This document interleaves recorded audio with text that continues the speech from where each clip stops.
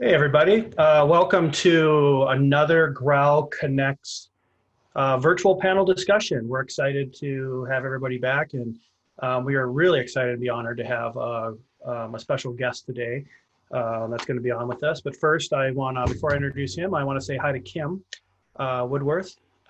She's been a great co-host through the many weeks of this, and I enjoy having you on the show, Kim. Quick introduction from yourself. Great, thank you. I'm Kim Woodworth. I'm the Operations Director for the Economic Development Council of Colorado, otherwise known as EDCC, and we are the statewide industry association that supports economic development efforts across the state of Colorado. Thanks, Kim. And I want to take this time now let's kick it off. I want to introduce Brad Plothow from Womply. You're the VP of Brand and Communications and based out of Salt Lake City. And glad to have you joining us on GROWL Connex today. I'll let you take it from here and give a little introduction about you, Brad, and what you do. Yeah, appreciate it. Really happy to be here with you and with Kim. Appreciate the chance to talk through some things, especially kind of how COVID-19 is affecting businesses in Colorado and beyond. So again, my name is Brad. I'm the Vice President of Brand and Communications at Womply. Womply is a data and technology company. We're headquartered in San Francisco, but I'm actually based in Utah, where we have our largest office. So we're a technology startup, and we serve small businesses across the country with software as our primary business, including in Colorado. And we have about 450,000 small businesses that use our software, but the way that we do this is that we bring data into our software. We aggregate it, anonymize it, including transaction data for businesses. And so one of the neat things about that is that we can use that same data, the anonymized aggregated data that powers our software, to understand what's happening in the economy, the kind of transactional relationship between consumers and local businesses across the country. And we've been doing that for years now, but of course, as COVID-19 hit, we've been doing a lot of analysis to try to understand, the exact impact on the local businesses that kind of make up our communities that are the backbone of the U.S. economy. And so we've certainly been very closely watching everything that's been happening in local markets across the country in the last few months. Yeah, and when you and I have been talking, it's been very interesting. I know you have some slides to show about what you're seeing with consumer behavior across the United States, Colorado. Really, I think what's going to be interesting in our discussion today is really, how can companies thrive during a crisis? One, I think, having data, as that point is probably one of the most important things we can do, is look at data and how can we operate, how can we grow in a downturn and those kind of things. So I'm excited to kind of hear what you have to share along that. And I know you brought some slides. You think it'd be great to start kicking off with some information now to kind of set the stage for this. And we'll kind of share with our audience some of your findings and your company's findings and some interesting points, because I know that consumer behavior and the different things that you're seeing in health and beauty markets and what's turning on, what's turning off. And I think there are some surprises that you kind of thought when you started looking at the data. Yeah, definitely. And certainly interested in getting to the point of this conversation where we're talking about actionable things that businesses can do. That's one of the things that we've been very involved in as well. And in the conversations around, the immediate term, getting access to capital through like the Paycheck Protection Program or other sources. And then long term, how do you adjust your business to make sure that you're set up for long-term success and you can adjust to the ways that consumers might be, thinking about how they want to patronize businesses. But that does start, to your point, with let's have some good information, some good data about what's going on out there. I'll quickly show a couple of slides here with your audience and just talk you through a couple of things that we're seeing. Can you see my screen? Okay, awesome. So we got some data here. I'll start with the national view. So this is just a quick high-level overview of sort of the national winners and losers so far, business categories at a high level that have done well or really been hit hard by COVID-19. So this is looking at every single day the year-over-year variance in revenue for businesses in the aggregate in a category. So for example, retail businesses, how well are they doing this year on a particular day against the same day of the week in the same time period last year? That's kind of how to think about this. And this begins at March 16 and continues through the 10th of May. And so this is a snapshot of really COVID up to about now. And so you can see there's 4 categories that we've chosen here: retail, travel and tourism, restaurants, grocery stores. And so you can see pretty clearly here that restaurants and travel and tourism have gotten rocked. Before this, both of those categories were doing really well relative to the previous year, up maybe 10, 20% year over year. And since then, they've been down, 50 to 75%.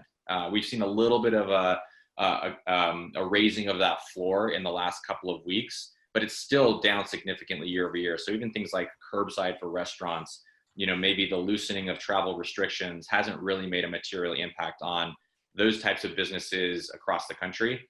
On the other side, we've seen that retail and grocery stores have actually benefited from COVID-19. So they've seen a pretty significant spike in grocery stores. And we saw this happen like once the news started to break that the country may be shutting down, the kind of panic buying really drove massive spikes for grocery stores. And then it's stayed fairly consistently high. And retail is mixed. That's a large category. And so you have some, clothing shops, shoe stores are really getting hit hard. Some hobby stores and antique shops are not doing well right now, but that's really kind of counterbalanced by significant gains by hardware stores, by, nurseries. People have, really turned to gardening right now. Guns and ammo shops are seeing like record sales. So yeah, there's a lot of stuff going on there.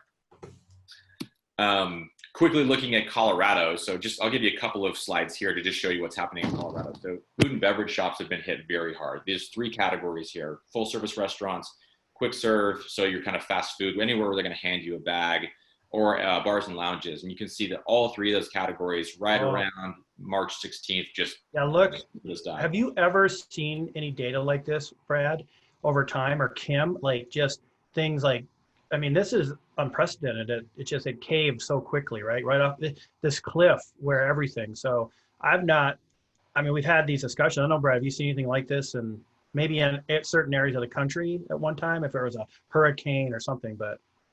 Yeah, the hurricane is the best example that we've seen. So we've been doing this since the beginning of 2017, watching this analysis. And the one time that we saw this happen was Hurricane Harvey and Hurricane Irma. So in Houston, and this was localized. So in Houston, you did see this precipitous decline, but we did this analysis in 2017 in both affected parts of Texas and affected parts of Florida. It took about 7 to 10 days for businesses in almost all categories to return to normal revenue levels. So while there were some businesses that were maybe shut down forever because they had physical damage to their business, they were right in like the hurricane's path. In the aggregate, when you look at the economy for Houston or the economy for affected parts of Florida, they did not see like the long-term impact. This is long-term impact. We're going on 2 months of really sustained, lower revenue for these businesses. It's come up a little bit, especially for restaurants that have, shifted to curbside, but this is really significant. In fact, when we look at, long-term like revenue patterns for restaurants, it's pretty predictable. Even like there's not a lot of seasonality in most places. It's like, weekends go up and then the weekdays are pretty static. Even like the biggest day of the year, Mother's Day, it's a pretty significant bump, but it's not that much better than a normal weekend. So this is really significant for us to see this. Yeah, thank you for that. So just kind of taking that to the next step, about 2 in 5 restaurants in Colorado are effectively closed. This is the opposite side. That was looking at revenue variance. How's revenue this year compared to last year? This is looking at the percentage of businesses that were transacting regularly that have completely stopped transacting. 0 transactions coming in. And we look at, it's got to be at least 3 consecutive days for them to qualify. And then they come out of that bucket if they start transacting again.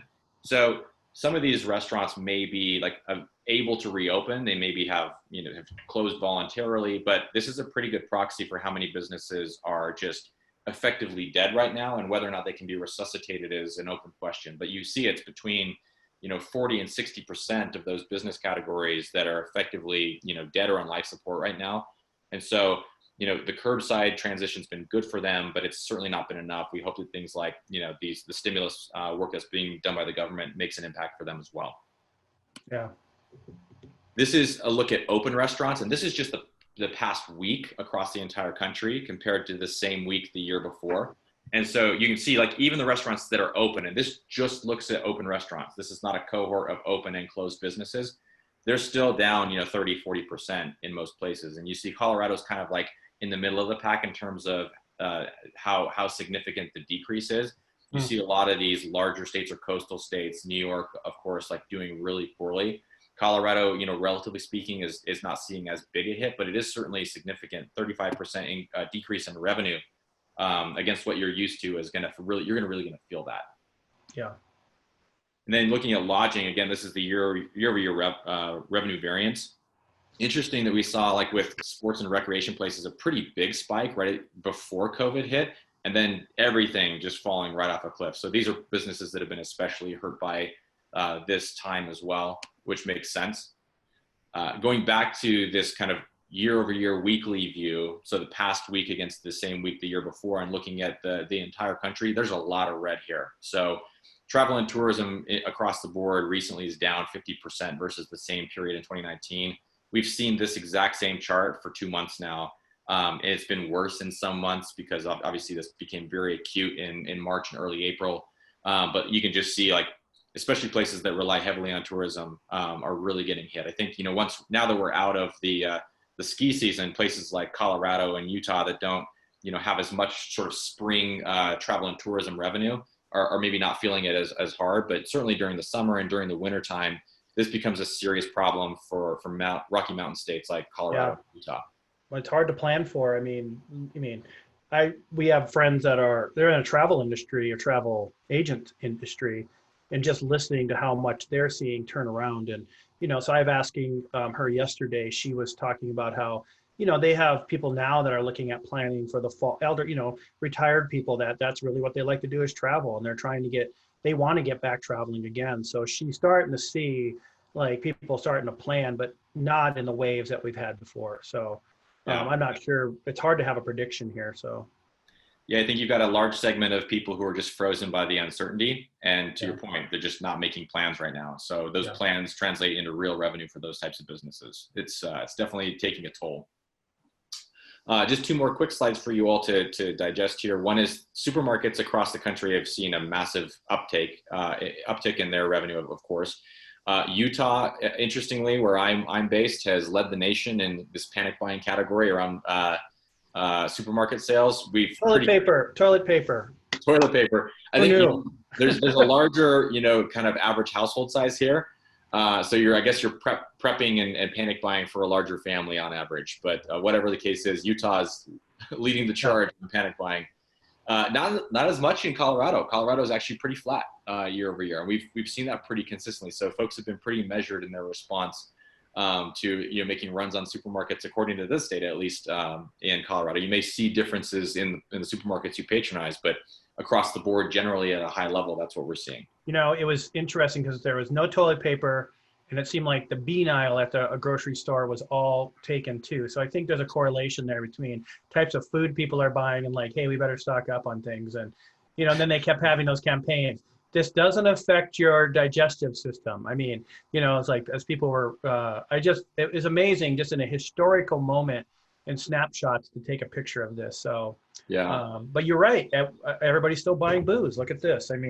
Did you hear, Brad, that Denver, for a small moment, they were gonna close all liquor stores, and we have legal marijuana and stuff. So they were gonna say, look, we're gonna close it all down.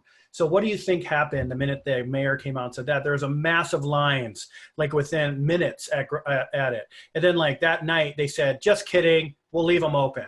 So T-shirts came out. I survived Denver's 2020 7 minutes of prohibition, right? Because it was just crazy. There's panic, right? And it's like, I'm like, no one's panicking to go get you like, oh man, maybe we should get our prescription filled, baby food, that they're all like running to the liquor store. So Kim, you remember you said, she's laughing because she knows it's ridiculous, but that's, it's a panic. That's how people work. When they know they can't get something, they're going to go out and they're going to hoard it. It's human nature. Yeah. So, booze has been one of those things, again, like I think you've got, the scarcity issue, the question of, can I get it? And you also have, it's a coping mechanism for a lot of people, whether it's like, booze or M&Ms or something else, ice cream, people are going to be looking for those kinds of things as they're sheltering in place. So booze is definitely up. So why do you think the red is there in those states?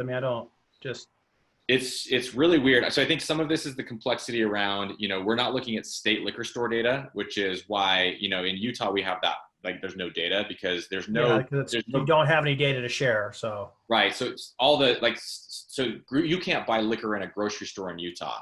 yeah, And there's no businesses that are categorized as like a liquor store in Utah. And so there may yeah. be some categorization issues that are going on with places Hmm. like New Mexico. I don't know how they actually tag all those businesses.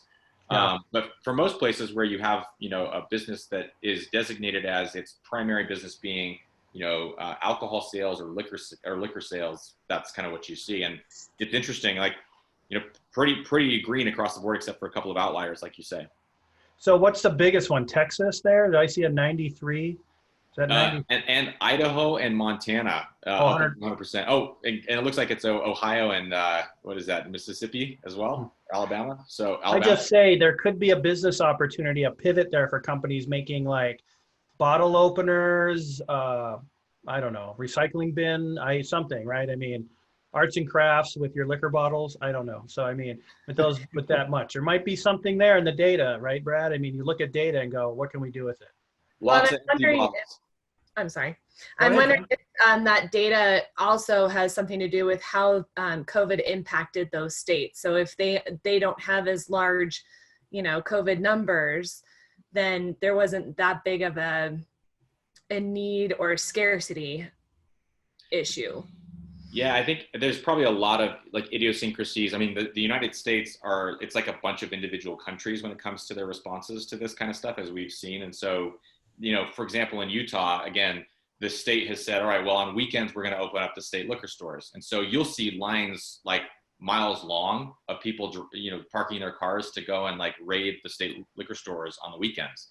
And so I don't know, you know, what the idiosyncrasies might be like in a place like Alabama or in Louisiana, as far as like what kind of, you know, what kind of the dynamics, the social dynamics are, how people feel about getting out. Maybe they're just saying, look, I'm going to go out twice a month. And when I do, I'm going to really like rock these stores with what I buy.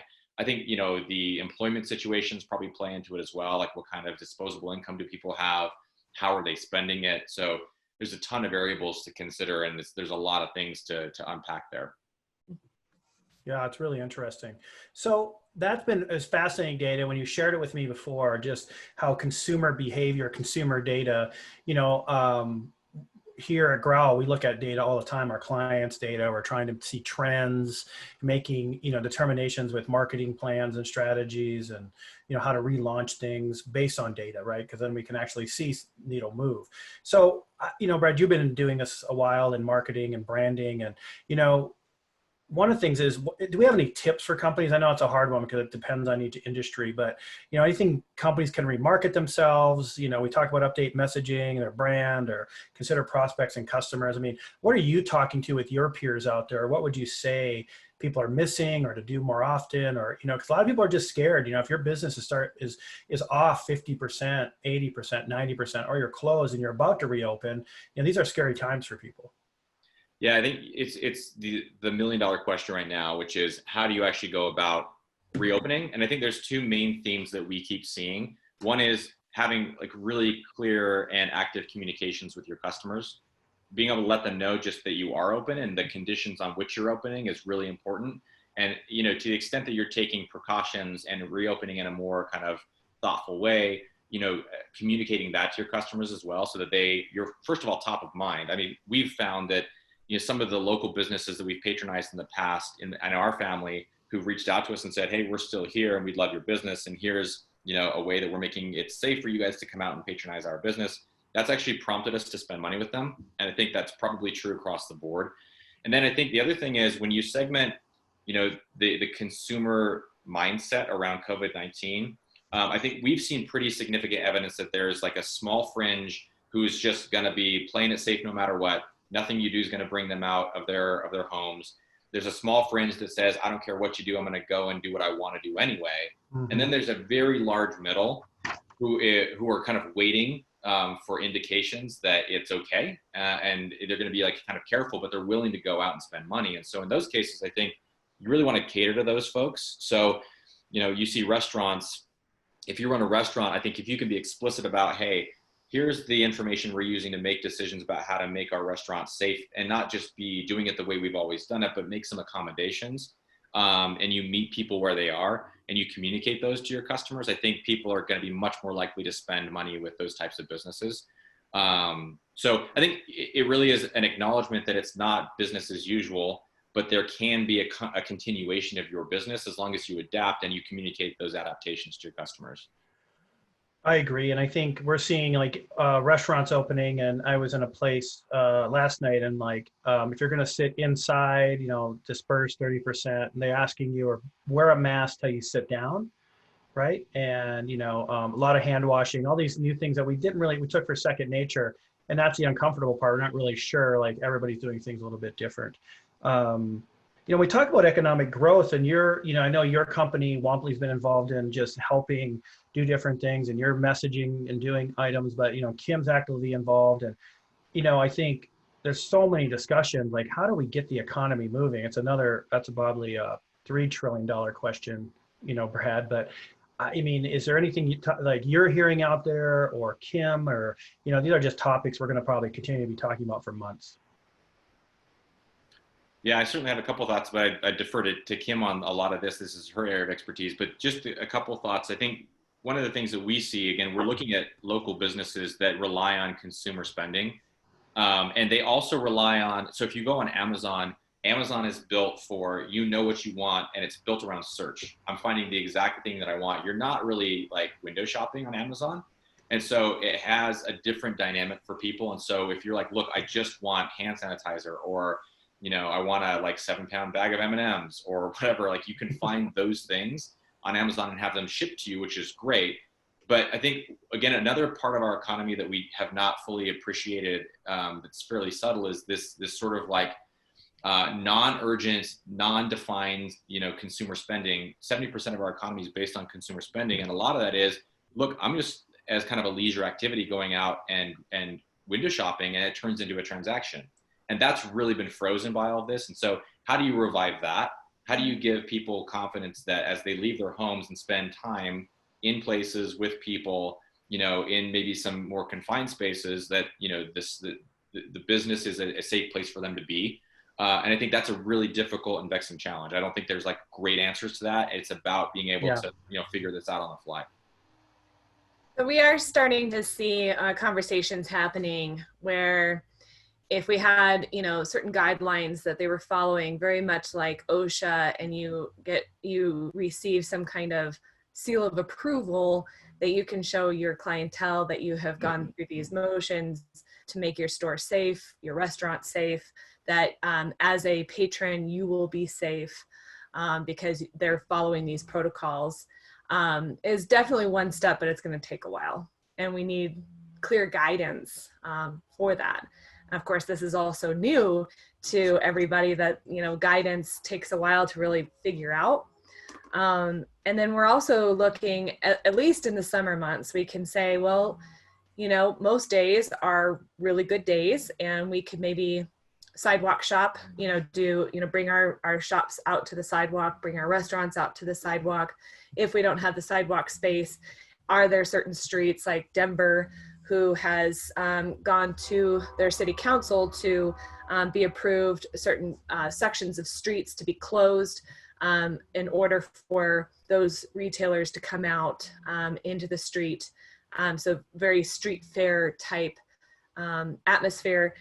There's a lot of things that you got to work through, like alcohol prohibiting and types of food vending, and all of those things have to be worked through. But I do know that through adversity comes opportunity, and we're very innovative creatures. And I just know that just as we've seen in history, that innovation spikes at this time. And so we're just everyone's really starting to think through some of these issues, and it's going to be really interesting to see the cool things that we come up with, especially through the summer months. Yeah, I agree with those. And I think good points from both of you. We have a few more minutes here. So Brad, I'm going to pick your brain. I know Kim will appreciate some of this, just thinking about marketing in general. So if you have to, now you have your marketing hat on, and you're planning or so we get this question all the time, like, wow, should we stay on, what are you seeing, like, digital marketing, social media? And again, you can talk about really anything you want, how you brought up search. I think direct is mail with people at home now. People are actually like, looking through their mail because they're actually have time. So this is kind of trends that we're starting to see. So I don't know, like, as people are trying to rewrite their business plan or marketing plan about, those types of items. One thing I've been talking, and you mentioned it, is get on the phone with your customers. You almost have to be more with them. If you're on the B2B side, we're talking consumer marketing, that you're touching base by, I think more regular than you probably normal, kind of that pace is how I feel. So that's kind of that relevancy to let people know, hey, we're open. We do it. I think we have a good content team. Our marketing team does a good job with GROWL. They're constantly putting out tips and ideas, letting people know, like, hey, we're still here. So I don't know, like, if there's a rhythm, like you're like, if you were the only marketing guru in the United States and people would come to you, what would you say to them now? Like, yeah, do this. Yeah, I think you're right about, you need to be ramping up the communication, but also making sure that, like, that it's very intentional and, like, based around value and based around, like, authenticity. So I think we've all gotten very kind of worn out by, the kind of massive email marketing automation that's out there, and you're just getting hit constantly. You can see the email flow, kind of happening and where you're at in their funnel or whatever. And I think those kinds of things are going to be even less effective now, because, again, people are trying to tune out noise and get to something that is meaningful for them. And so, to your point, I think, communicating more constantly with customers in a way that's more meaningful is important. And the channels, I think, are really depend on your type of business. So you mentioned, in a B2B setting, you may be just getting on the phone and saying, hey, hope you guys are doing well. What can we do to help you out? I feel like if you're out of sight, out of mind in a B2B context, it's very easy for you to become a line item in an expense report that gets lopped off until you're reminding the humans that you work with that, you're providing something of value that they should think twice about. And on a consumer side of things, I think it's fairly similar in that, like, what are you doing to provide something of value? And that value could be simply like, hey, you probably haven't had a healthy meal in a while. We've got a health food restaurant, right around the corner from us here, that reminded us that it's really easy to get pizza right now, but you need to do your body a favor and you need to have some healthy food as well. And that might be more difficult. You might be, stress eating a lot more sugar. You treat yourself to a healthy meal. And it's like, that's a good point. So that advertisement had more weight now. And it was just a simple email, delivered to my inbox, and, it caused us to go and spend some money with them. So I think being very intentional about the value you're adding through more communication is the general guiding principle right now. Yeah, I like it. We did coloring books, coloring pages that we can download, kind of that mental health. And I think it was, I thought it was, we thought, like, that'd be a good idea, but surprisingly how many people just took away from something new and fresh to, like, download these pages and color. And, so I was actually surprised by that. Just something great idea, different, unique, gave people, we do these monthly podcasts. We're trying new things too. Like, our team just picks songs and we put them out there for people to listen to. And it's been fascinating just seeing, something different and unique versus, like, because really no one wants to buy any marketing services as much as, they do. It's like software, but you have to get your brand out there in a different way. And the people that are planning, we have lots of clients too, they're pedal down now, man. They're really making decisions, getting in front of their competition. I think this is the perfect time during a crisis, during a downturn, is to really, rethink about how you kind of strategize your messaging. And I think you can get ahead of it. I think economic development is that. And I think, Kim, you're seeing that too in communities. The ones that are out in front of it, they're probably doing the same thing, right? They're communicating daily. They're saying, hey, we're in this, we're going to do this together. We're strong. And I think it's probably the same on your side too, Kim, right? Yeah, and I think the one takeaway that I've really seen is that we are stronger in numbers. The power is in numbers. And so if you are a small community or you are a small business, who in your marketplace can you be connecting with and sharing resources with and sharing platform of communication? and we've been talking about this a lot, is that you don't want to be caught in your heels, that you want to be on your toes, that you can't wait for the next news reel to come out to say, oh, we're going to be in this for another couple of weeks. I mean, I feel bad for California, who's looking at having to be in this through August. I mean, you know, it's important that we're always pivoting as we have to through every scenario. What we were doing last week is completely different than what we're doing this week. It's exhausting, but we've learned a lot, and we have a new playbook that we've never had before. So now when another pandemic comes, we'll know how to respond, and hopefully we'll be able to respond quicker. You know, for those communities who've had major disasters like fires and you know, hurricanes, they have a playbook. And so they go to that playbook. Every time they have a hurricane, they go into that playbook and they're like, okay, we need to assemble our response teams. We need to start putting money together. We need to get FEMA in here. And then, you know, they just start going like this. And so we all will start doing that as well. Good. Yeah, thank you, Kim, for those comments. You know, well, why don't we wrap up? We've been on, and we've gotten some great comments from both of you. Big takeaway, some great data on consumer behavior, really interesting. And I look forward to seeing that curve start to tick back up, Brad, as you kind of share data in the future with us about, you know, what you're seeing in these different markets. And there's opportunities in those data points too, I think, is what we always share. We talk to a lot of entrepreneurs and business leaders and startups, and we'll share this information today out to a wide network. And that's the thing, I think, looking at data to look for opportunities. And I think there's a lot out there for when we're in a downturn or a crisis or a pandemic. You know, I want to close out, Brad, just with you giving a sense of like Womply, like what kind of clients do you work with or look for? You know, I find it fascinating, the company you work for, just as I was digging through your website. But, and also, do you mind just when you talk about that, but just say, like, you have some great information on there about SBA loan guidance and PPP loans. A lot of people doing this, but you guys have actually had this like grassroots lobby effort and voice of small business, which is very kind of unique. You know, I'd like to say we started putting that out, but you guys really took it an extra step. Yeah, so our core business, as I mentioned at the top, is that we provide software that's powered by data to small businesses. And so, you know, there's a lot of things that you can do with that. It's mostly sort of, you know, customer relationship management and marketing software. But we also provide, you know, capital services. So we really kind of, we're not a lender, but we have great relationships with SBA 7A lenders.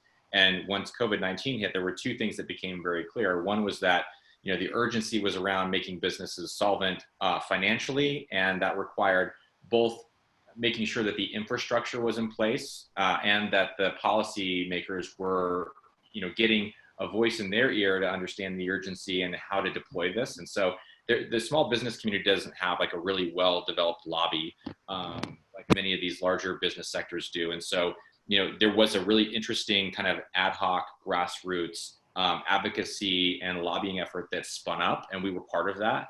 We were, you know, talking with folks at the Federal Reserve, the SBA, you know, congressional leaders. And so we were doing that in concert with other small business software providers as well, and technology companies.